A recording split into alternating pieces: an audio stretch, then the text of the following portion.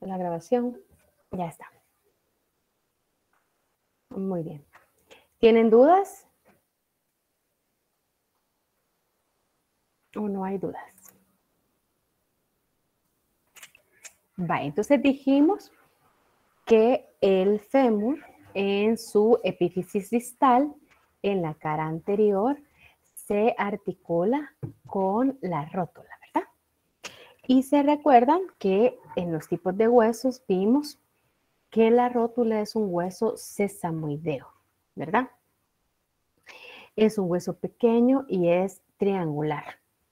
La porción que está más ensanchada superior es la base y la porción inferior que está en forma de pico o angosta es el vértice, ¿verdad? Y en su cara, en su cara o en su superficie posterior, tiene las carillas con las que se articula con con el fémur, ¿verdad? Entonces, la rótula lo que su función es aumentar la acción de palanca y también mantiene la posición del tendón, ¿verdad? Cuando la rodilla está flexionada y protege la articulación de la rodilla. Muy bien. Ahora vamos a los dos huesos de la pierna, ¿verdad? La región entre la rodilla y el pie. Entonces tenemos dos huesos. El hueso medial es la tibia y el hueso lateral es el peroné. Aquí en este caso, ¿verdad? La tibia es el hueso más ancho, más grueso de la pierna y el peroné es un hueso delgado. El término tibia significa flauta, porque en tiempos antiguos las tibias de las aves se utilizaban para hacer flautas, ¿verdad? Por eso a veces es necesario conocer el origen de estas palabras. Veamos entonces qué observamos en la epífisis proximal de la tibia. Veamos primero la tibia en su epífisis proximal. Ahí tenemos primero los cóndilos, ¿verdad? La tibia tiene un par de cóndilos. Aquí tenemos uno, aquí tenemos el otro, ¿verdad? Aquí hay un cóndilo y aquí hay otro cóndilo. Y siempre de acuerdo a su ubicación va a haber un cóndilo medial. Como la tibia es medial, pues el que está más cerca de la línea media es este y el otro es el lateral, es decir, que el peroné es lateral. Entonces el cóndilo que se articula con el peroné es el cóndilo lateral y el otro es el cóndilo medial. Y esto se articula en verdad con los cóndilos del fémur para formar la articulación tibio-femoral. Ahora, entre los dos cóndilos tenemos este piquito que es una eminencia, se llama eminencia intercondilia porque está entre los dos cóndilos, ¿verdad? Esos hacen que eso separa los cóndilos y ayuda a la articulación, ¿verdad? A la distribución del peso y las fuerzas. Ahora, en la parte, en la superficie anterior de la tibia tenemos esta zona que se llama tuberosidad tibial. Ahí se inserta el ligamento de la rótula y forma esta rugosidad prominente. Y va hacia abajo y forma este borde agudo, ¿verdad? Este borde agudo que es la cresta anterior o espinilla, más bien conocida como chimpinilla, ¿verdad? Y esta es la que puede palparse en la cara anterior de la pierna, ¿verdad? Y la que duele pues cuando nos la golpeamos. Se llama, el nombre anatómico es borde o cresta anterior o espinilla, ¿verdad? Y en la epífisis distal de la tibia encontramos el maléolo. El maléolo medial, que es en este caso, ¿verdad? Con el maléolo, la tibia se articula con el hueso del tobillo que se llama astrágalo, ¿verdad? Y en la cara medial tenemos la escotadura peronea. Es una depresión donde encaja el peroné para formar la articulación tibio-peronea distal, ¿verdad? Muy bien. Ahora, el peroné, ya dijimos que es el hueso lateral de la pierna, ¿verdad? Es paralelo a la tibia y es más pequeño. Este no se articula con el fémur, ¿verdad? Sino que la cabeza del peroné es la que se articula con el cóndilo lateral de la tibia, formando la articulación tibio-peronea proximal, ¿verdad? Y el extremo, uy, perdón. Qué chistoso, me salí de la presentación. Y en el extremo distal lo que observamos es el maléolo lateral, ¿verdad? Del peroné y que se articula con el astrágalo del tobillo también, ¿verdad? Y estos dos huesos también están articulados por una membrana interósea, aunque aquí no la vemos, pero es igual a la membrana que está entre el radio y el cúbito. Muy bien, ahora pasamos a los huesos del pie, ¿verdad? Los huesos del pie también están divididos en tres regiones. Aquí tenemos los huesos del tarso, que son todos estos, los del metatarso, que son estos, y las falanges. Realmente es la misma cantidad de falanges de los dedos de los pies con los de las manos. La única diferencia es que los de los pies pues son más pequeños. En el caso de los huesos del tarso, estos más bien los vamos a identificar como por su forma. No es como los de la mano que podemos irlos ubicando de lateral a medial, ¿verdad? Pero aquí tenemos el primer hueso que es con el que se articula la tibia y el peroné. Este es el astrágalo. Es el hueso del tobillo, ¿verdad? Luego tenemos este largo que está más inferior y que podemos ver acá. Este es el calcáneo. Es el que forma el talón y está en la parte posterior del pie. El calcáneo es el hueso más grande y más fuerte del tarso. De ahí los otros huesos anteriores del tarso tenemos el navicular, ¿verdad? Que es similar a un bote pequeño. Y tenemos tres huesos cuneiformes, que está el cuneiforme lateral, el cuneiforme medial y el cuneiforme lateral, que es el tercer cuneiforme, el cuneiforme intermedio, no es medial, sino que es el intermedio, y el cuneiforme medial. Entonces voy a repetir para que no se confundan. Entonces tenemos cuneiforme lateral, aquí tenemos el cuneiforme intermedio y este es el cuneiforme medial. Y luego tenemos aquí el cuboides, el hueso cuboides.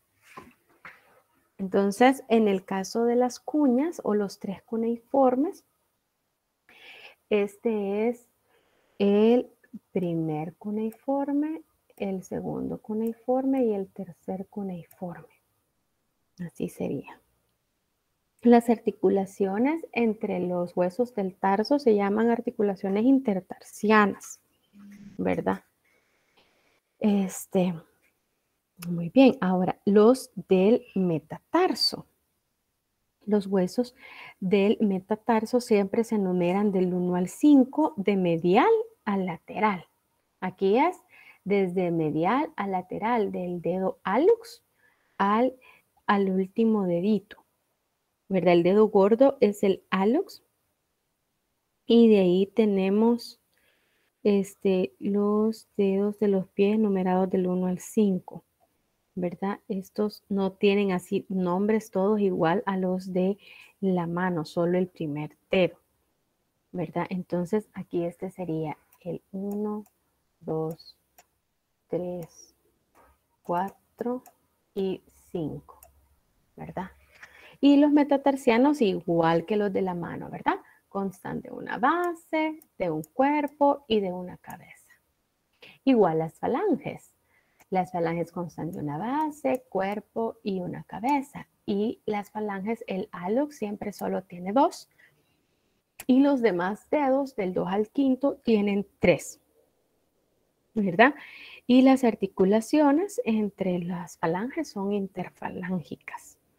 ¿Verdad? Muy bien. Ahora, en el caso del pie, el pie, si ustedes ven en esta imagen, tiene un arco. Esos son los arcos del pie. Y el hecho de que no sea plano ayuda en el pie a que se distribuya el peso, ¿verdad? Porque el pie soporta el peso de todo el cuerpo, ¿verdad? Entonces, hay dos arcos del pie y que estos arcos se mantienen en su posición por los ligamentos. Hay un arco longitudinal que está constituido, que va a lo largo de todo el pie, ¿verdad? Que aquí no explica Tortora de dónde hacia dónde va, solo que aquí está la parte medial del arco longitudinal, está en el calcáneo, se eleva hacia el astrágalo. Voy a borrar esto para que lo vayamos haciendo. Empieza en el calcáneo, se eleva hacia el astrágalo y después desciende a través del navicular y los 3 cuneiformes.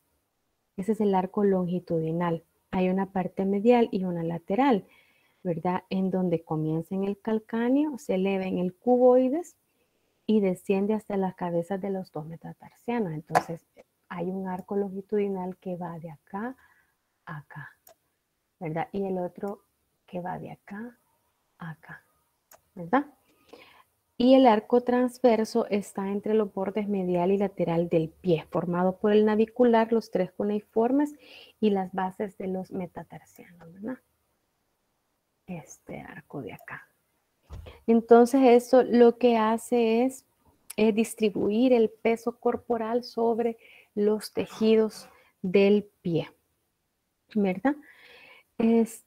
Así, la región del metatarso soporta alrededor del 40% del peso y el talón el 60%. Entonces aquí debe de haber menos fuerza, solo el 40% del peso, y aquí se soporta más fuerza, que es el 60% del peso. Ahora, ¿qué sucede cuando hay tacones? Cuando hay tacones y esto se eleva, entonces el peso no cae en el talón, sino que se va directamente todo hacia los metatarsianos. Vean, o sea, el peso, porque esto está más elevado, entonces el peso se distribuye para acá, no se distribuye nada hacia el talón. Entonces por eso es que se pueden formar los juanetes, ¿verdad?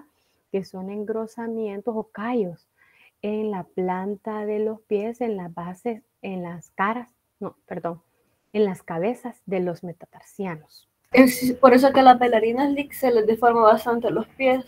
Sí, claro, claro, ¿no? Y es que ellos, pues hasta se apoyan con las puntas de los dedos, pues entonces todo su peso, ¿dónde va? En eso, en la punta, en la falange distal.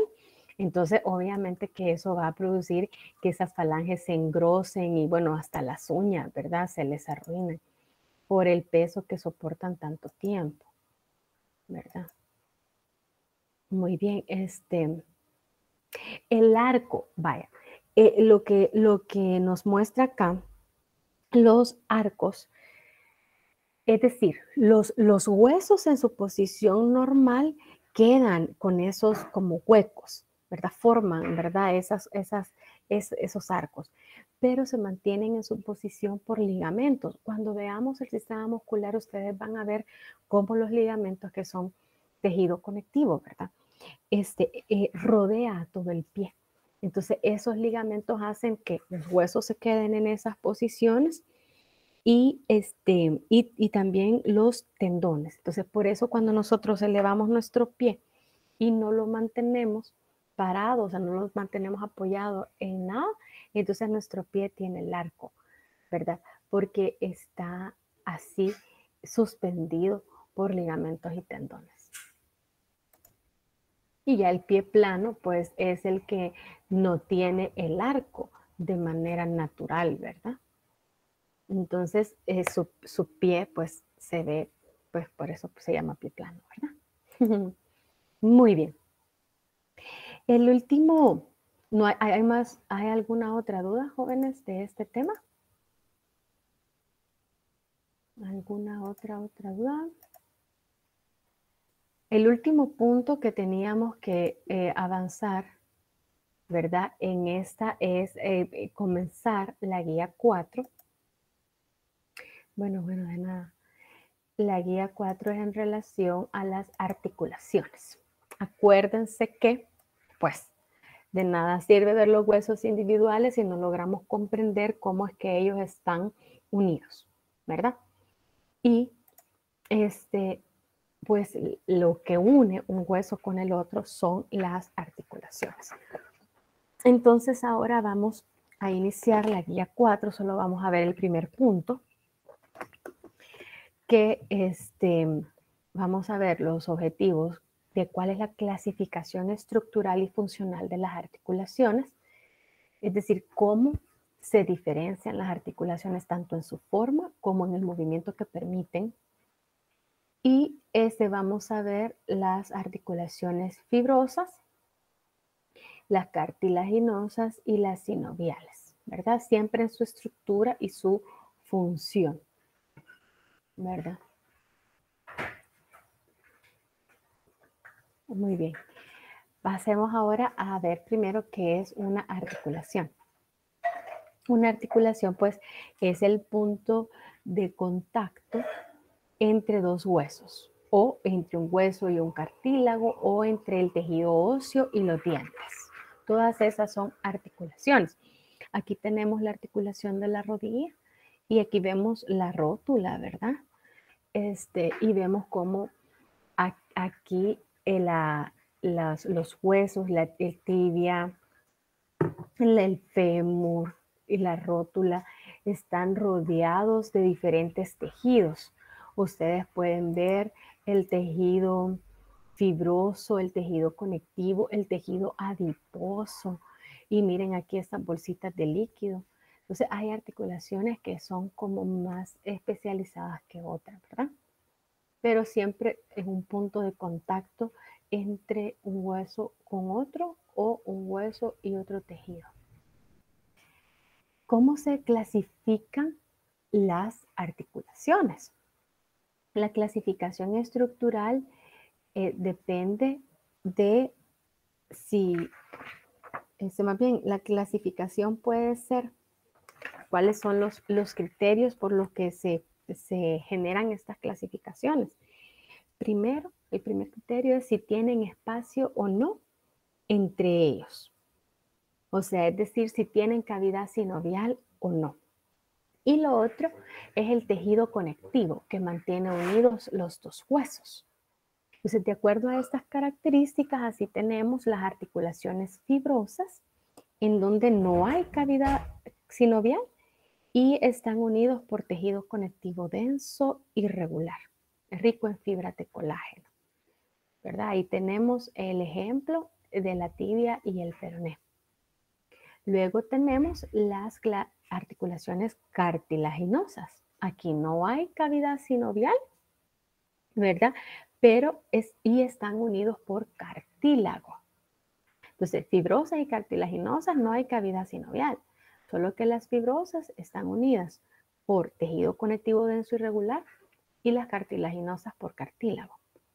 Y en el caso de las articulaciones sinoviales, aquí sí hay cavidad sinovial, ¿verdad? Y están unidos por una membrana o cápsula articular que es tejido conectivo irregular y ligamentos accesorios.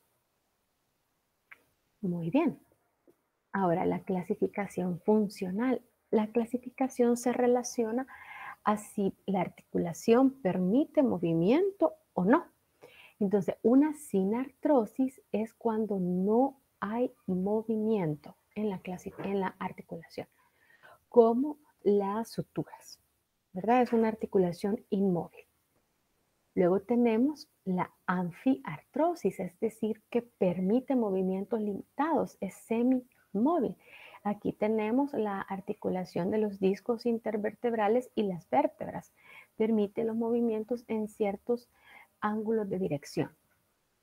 Y la diartrosis son articulaciones con un gran movimiento. Es decir, podemos generar una gran cantidad de movimientos en esta articulación, como por ejemplo la articulación del fémur, ¿verdad? Entonces, esa es una articulación móvil, permite hacer movimientos en varios ejes. Veamos entonces las articulaciones fibrosas. ¿Cuáles son? Primero tenemos las suturas. Entonces, de acuerdo a la clasificación, primero sabemos que son fibrosas, es decir, que el material conectivo que las une va a ser tejido conectivo denso y regular. Y lo otro es que ya dijimos que estas suturas son inmóviles, es decir, que son sin artrosis. Eso es importante. En cada articulación ustedes recuerden esos dos aspectos. Entonces, las suturas es una articulación que forma esta interdigitación entre los dos huesos, o sea que son como dedos entrelazados, ¿verdad? Esos bordes irregulares se entrelazan entre los dos huesos para dar más fuerza y disminuir el riesgo de la fractura. Las suturas, pues son inmóviles o poco móviles. Son móviles pues en el recién nacido, ¿verdad? De ahí todas son inmóviles ya en el adulto. Ahora, a veces hay suturas que se osifican totalmente, como vimos el hueso frontal, esa sutura desaparece en un adulto, entonces eso se llama sinostosis.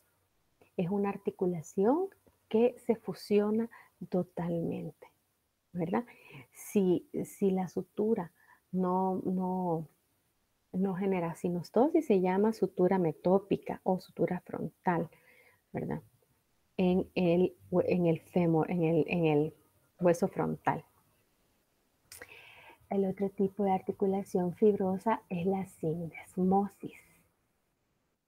La sindesmosis es una articulación en donde hay una mayor distancia entre los dos huesos, pero siempre están fusionados por tejido conectivo denso irregular. Lo único que el tejido conectivo denso va a estar organizado en un ligamento que permite una articulación con un movimiento limitado, o sea que es anfiartrosis, ¿verdad?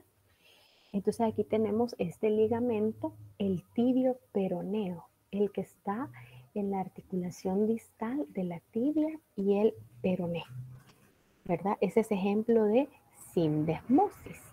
Otro ejemplo de sindesmosis es la gonfosis, así se llama. Esta es la articulación entre los alvéolos y los dientes, ¿verdad? Entonces, aquí tenemos tejido conectivo denso irregular entre el diente y la cavidad, que se llama ligamento periodontal. Aquí tenemos este blanquecito que está entre el diente y el hueso, ese es el ligamento periodontal. Esa es la onfosis, la articulación entre el diente y el hueso. Y una gonfosis no permite movimiento, es sin artrosis. Si el diente se mueve es porque al niño ya se le va a caer o porque hay problemas de encías. Ahora, el último tipo de articulación fibrosa es la membrana interósea. Es la que encontramos entre los cuerpos o las diáfisis de la tibia y el peroné o el cúbito y el radio, que ya lo habíamos visto anteriormente, ¿verdad? Esta tiene un movimiento leve, produce anfiartrosis, es, por ejemplo, esta articulación la que nos permite decir más o menos, ¿verdad? Porque permite un leve movimiento en determinado eje. Ahora veamos las articulaciones cartilaginosas. Primero tenemos la sincondrosis, ¿verdad? Acuérdense que todas estas articulaciones están unidas por cartílago. Luego tenemos la sínfisis, ¿verdad? Entonces, en el caso de la sincondrosis, es una articulación cartilaginosa en donde el material de conexión es el cartílago hialino. ¿En dónde está esta sincondrosis? En los huesos que están en crecimiento, en las placas epifisiarias. ¿Se recuerdan que la placa es cartílago hialino, que es la que está creciendo y que después se va osificando? Y este tipo de articulación es inmóvil, ¿verdad? Es sin artrosis. Y cuando pues ya se es adulto, esa sinartrosis se convierte en sinostosis, ¿verdad? Acuérdense que solo queda una línea, entonces toda se osifica. Y el otro tipo de articulación cartilaginosa es la sínfisis. Bueno, aquí en esta imagen es una imagen radiológica de la placa epifisiaria, ¿verdad? Ahora, en el caso de la sínfisis es una articulación cartilaginosa en que está formada por un disco ancho de fibrocartílago que conecta los huesos. Y esta articulación está en la línea media del cuerpo, porque está en la sínfisis del pubis, está en los discos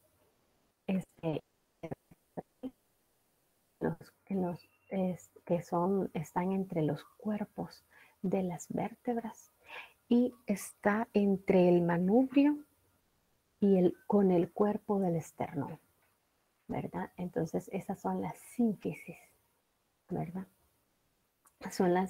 Entonces las articulaciones cartilaginosas son estas dos, la sincondrosis y la sínfisis. Y la sínfisis es una articulación un poco móvil, que entonces es una anfiartrosis, que es, acuérdense que ese detalle siempre hay que tenerlo presente.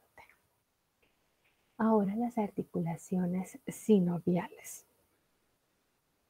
Cómo está estructurada la articulación sinovial. ¿Saben qué? Bueno, pero es que después tenemos que ver esto y el laboratorio, ¿verdad? Vamos a ver qué hora son ya. 10:30. Bueno, veamos la articulación sinovial.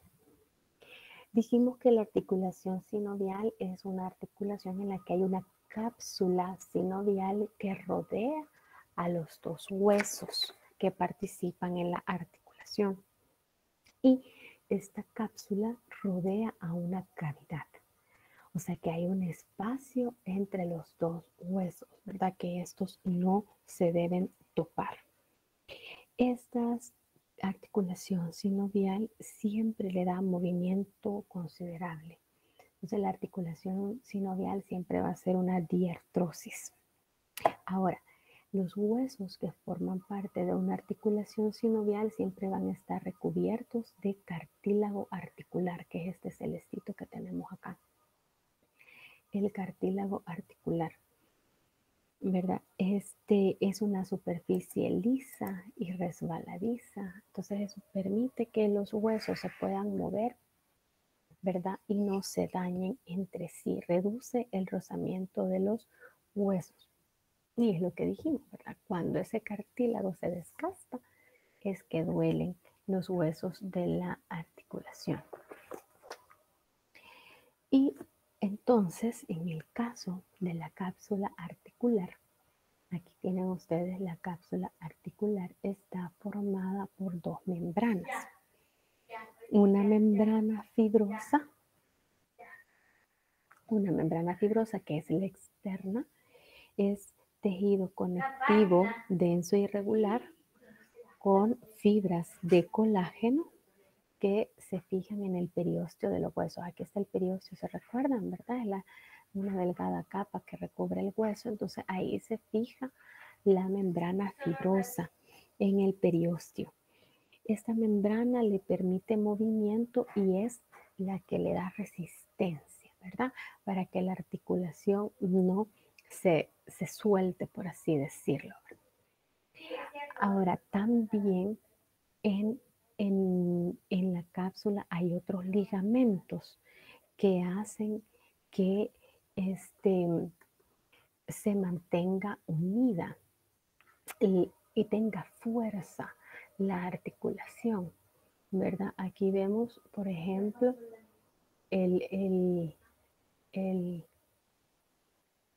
aquí, por ejemplo, aquí está el ligamento rotuliano que es dentro de la cápsula, ¿verdad? Entonces hay otros ligamentos dependiendo de las articulaciones. Los ligamentos suelen recibir nombres específicos, dice, ¿verdad? Según la articulación, así es el nombre del ligamento, pero estos ligamentos ayudan a mantener la articulación en su lugar. Por ejemplo, este ligamento rotuliano. Luego, la capa interna de la cápsula que ustedes pueden ver es la membrana sinovial, es esta rojita. Esta rojita. La membrana sinovial está compuesta por tejido conectivo areolar con fibras elásticas, ¿verdad? Entonces, y también las células de la membrana sinovial son las que producen el líquido sinovial, ¿verdad? Y también hay otra estructura que otros tejidos de la membrana sinovial que dice que son almohadillas adiposas articulares. Miren, aquí hay una almohadilla adiposa, ¿verdad? En esta articulación de la rodilla, ¿verdad? Esa es acumulación de tejido adiposo. Muy bien. Ahora veamos de qué está compuesto el líquido sinovial, ¿verdad? Aquí vemos ligamentos accesorios y discos articulares. Bueno, pero entonces el líquido sinovial está formado, como ya dije, las células de la membrana sinovial y tiene diferentes compuestos, ¿verdad? Primero, que es la que le dan los nutrientes y le libera de los desechos al cartílago, ¿verdad? Porque el cartílago no tiene irrigación. Ahí hay células fagocíticas que eliminan los detritos o microorganismos, ¿verdad? Y este líquido de la cápsula es un líquido viscoso, es un gel, que cuando la articulación está inmóvil, ese gel se hace más espeso. Por eso es que antes de hacer un ejercicio es bueno calentar para que ese líquido pues se vuelva así como más líquido, por así decirlo, ¿verdad? Y eso permite un mejor movimiento, ¿verdad? Y el oxígeno que hay o el CO2 que hay dentro de esta membrana es la que produce el ruido cuando nos tronamos los dedos en las articulaciones, ¿verdad? Ahora, con respecto a los ligamentos accesorios y discos articulares, ahí tenemos ligamentos extracapsulares, ¿verdad? Ahí están los ligamentos colaterales de la tibia y el peroné. Aquí está, este ligamento es colateral de la tibia y el peroné. Voy a acercarlo. Aquí tenemos ligamentos colaterales, son externos. Luego tenemos ligamentos intracapsulares, como los ligamentos cruzados, que son estos, porque estos están dentro de la cápsula, ¿verdad? Luego tenemos los discos articulares o los meniscos, ¿verdad? Aquí tenemos los meniscos, los meniscos de las rodillas también, ¿verdad? Y que ayudan estos discos, permiten movimientos por separado en cada espacio, ¿verdad? Entonces los meniscos amortiguan los golpes, ayudan a que las superficies de los huesos se encajen mejor, ¿verdad? Los meniscos son como tejidos, ¿verdad? Que tienen tejido conectivo, ¿verdad? Que es un poco amortiguador de los golpes. Luego tenemos los rodetes, ¿verdad? Que son otro ejemplo, que es un labio de fibrocartilaginoso, ¿verdad? Que está, por ejemplo, en la articulación del hombro o la cadera. Aquí está el rodete articular. Aquí lo tenemos. El de la cadera es este. El rodete acetabular se llama aquí, ¿verdad? Ayuda a profundizar la cavidad articular y aumenta el área de contacto en esa cavidad, ¿verdad? Entonces esas son las pequeñas estructuras. También están las bolsas. Las bolsas que aquí tenemos, por ejemplo, la prerrotuliana y la infrarrotuliana. Estas bolsas son sacos, ¿verdad? En donde están formadas por tejido sinovial, pero están llenas de líquido sinovial. Entonces se localizan entre la piel y los huesos. Aquí, por ejemplo, la prerrotuliana está entre la piel y los huesos. Y la infrarrotuliana está entre el hueso y el ligamento. Entonces ayudan a mejorar el movimiento de esas zonas. Y también tenemos las vainas tendinosas, ¿verdad?